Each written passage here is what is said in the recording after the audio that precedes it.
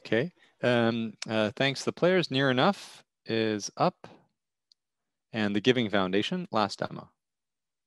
So near enough, you're up.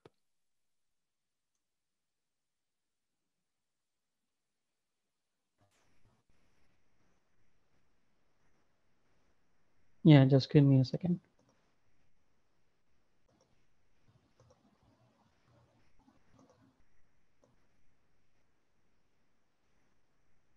Okay, let me know once you are able to see my screen. Yep, it's coming through. Yeah, so this is near enough. Myself, Ashish Bangale, and my teammate Simon Palmer have tried to make a tender system. System, like in real world scenario, what happens is like it's relevant to manufacturing industries and civil industries as well. Like the company will give contracts out, and there is a trust issue that the company doesn't have the said amount to pay back to contractor. So what happens is contractor ends up in debt due to like not having money with the company. So what our system will do is like we will act as a kind of escrow system. We will take money from the company and keep it so that the contractor will be assured that once his job is done, well done, and approved by the company, he will be able to get the said amount.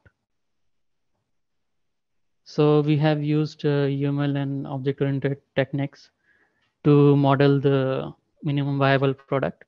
So first of all, let me walk you through the workflow. Uh, sorry. Company post jobs, and various contractors will apply for the jobs. Company will accept proposal from a contractor and in turn issue work order to the particular contractor. Once the contractor completes his job, he will issue a URL to JPEG file showing that the work done, and it will be timestamped internally and updated in the job so the company can review it. Once the company is happy with the work, the money is released from the escrow to the contractor. So these are the real world objects we have identified. Company is an entity, and contractors and a job. These three are main entities. Next, according to the workflow which we had discussed earlier, we have come up with important methods like create job, get job, and send proposal to be done by contractor, accept proposal, so that multiple proposals sent to the company, and job completed. The assigned job is completed, then the contractor will call this method, and then the for inspection purpose, like if the inspection passes, the company will call the evaluate job, and fund gets released to the contractor. So these are the functions which we have used. So this is in progress, like the project is in progress. We have not completed the project. So let me show you the code base now.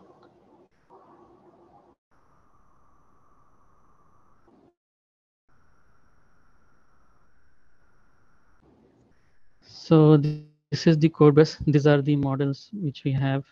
There is a job which will have a job ID, name, description, hired account ID. Here the contractor ID should be there. If the job is completed, proof is URL to JPEG, and value the amount to be paid after job is done, and the due date, that is the deadline.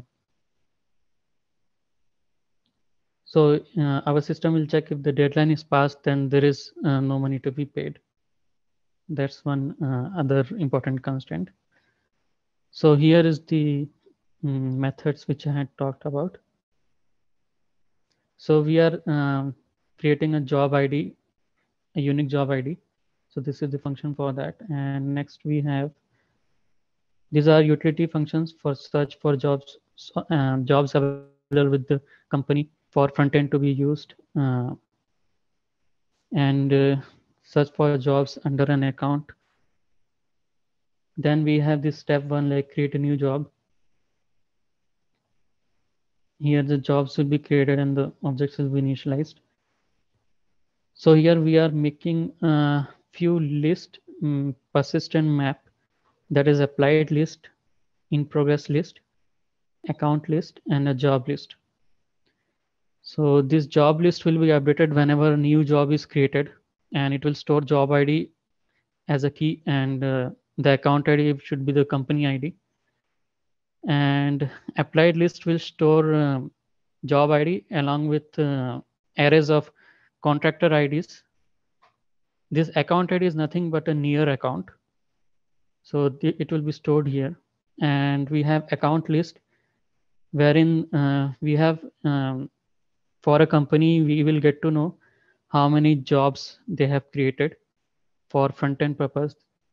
We have made this, and we have in progress list, wherein once the company issues work order to a particular contractor out of the applied list, this in progress list will be updated with the job ID and the contractor ID. 5 minutes. And the job ID will be deleted from the applied list. So step one is completed. Step 2 is contractors and proposal, as discussed. Company issues work order. Step 4 is not finished yet, so we need some more time to complete it. And we have only one relevant test case. Let me open. I already ran it. Sorry. Yeah. So out of this, we have 3 tests, but only one is relevant. So if you see in the test case, so it will just check like whenever the job is created, the job will have only one as the starting ID, so that our counter works properly, job ID counter. Yeah, so we need some more time, so we'll come up with, yeah, that's it. Okay, great. So Thank you so much. Yeah. Anything else? Sorry, I didn't mean to interrupt you. Yeah, some future things which we can add is like we can customize the proposal to add a complex contract in the proposal itself.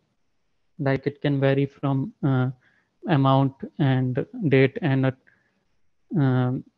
there'll be a contract to select a contractor based on those rules.